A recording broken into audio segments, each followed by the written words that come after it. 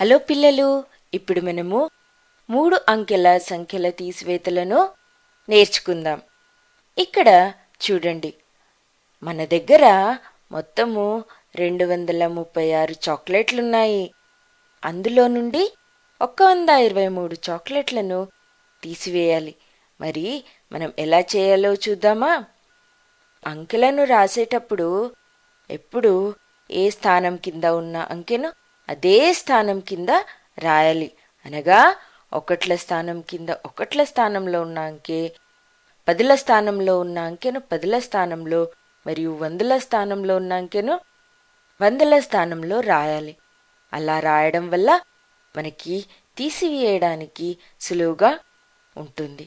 అయితే మనం ఎప్పుడూ కుడివైపు నుండి మొదలుపెట్టి ఎడమవైపుకి రావాలి. అనగా మొదలు ఒకట్ల స్థానము, తర్వాత పదుల స్థానము, తర్వాత వందల స్థానము. అయితే ఇప్పుడు మనం తీసివేతలను మొదలు పెడదామా? ఇక్కడ చూడండి, 6 నుండి 3ని తీసివేస్తే ఎన్ని మిగులుతాయి? 1, 2, 3 3 మిగులుతుంది. అయితే అలానే ఇప్పుడు పదుల స్థానంలో 3 - 2 ఎంత అవుతుంది? 3 నుండి 2ని తీసివేస్తే 1 మిగులుతుంది. అలానే ఇప్పుడు వందల స్థానంలో 2 - 1 ఎంత అవుతుంది? 2 నుండి 1ని తీసివేస్తే 1 మిగులుతుంది.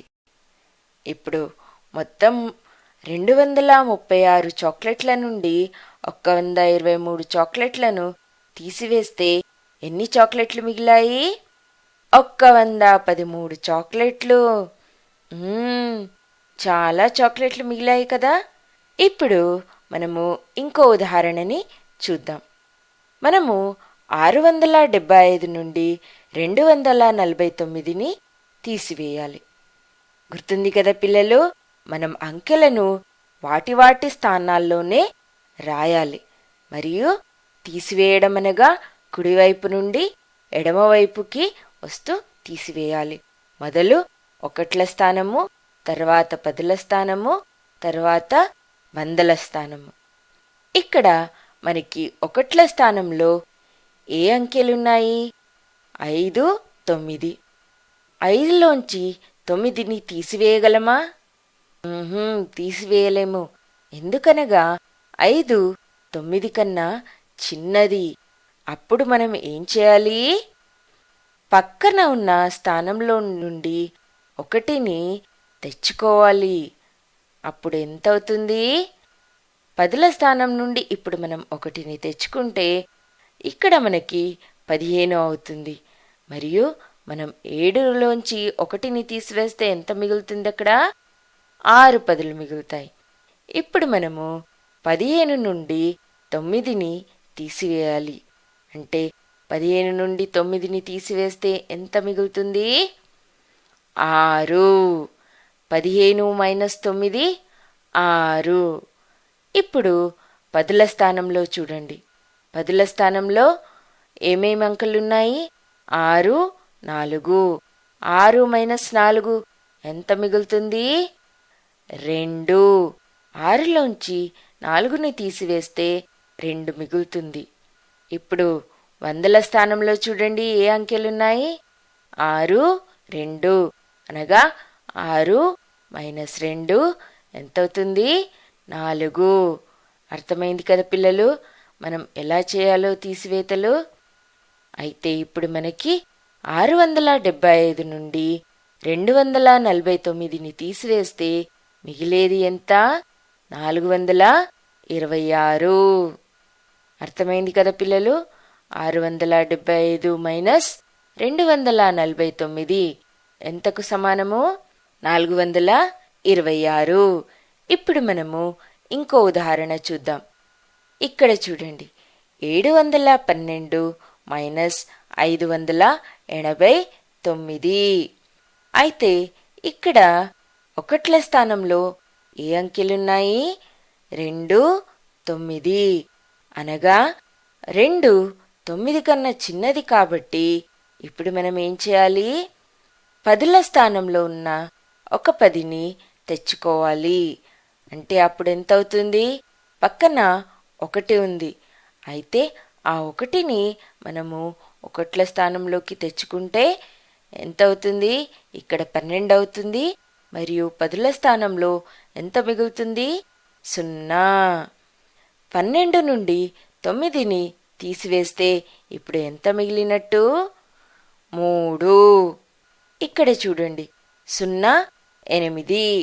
0లో నుండి 8ని తీసివేయలేము కనుక మళ్ళీ మనము పక్క స్థానంలో ఉన్న అంకెల నుండి 1ని తెచ్చుకుంటాం. అయితే ఇప్పుడు పక్కన ఎన్ని ఉన్నాయి? 7. 7లోంచి మనము 1ని తెచ్చుకుంటే ఇక్కడెంత మిగులుతుంది? 6. ఇక్కడ 0 పక్కన 1ని పెడితే ఎంత అవుతుంది? 10. అయితే ఇప్పుడు 10లోంచి 8ని తీసివేస్తే ఎంత మిగులుతుంది? 2. అర్థమైంది కదా పిల్లలు? పక్కన ఉన్న స్థానం నుండి 1ని తెచ్చుకున్నాం.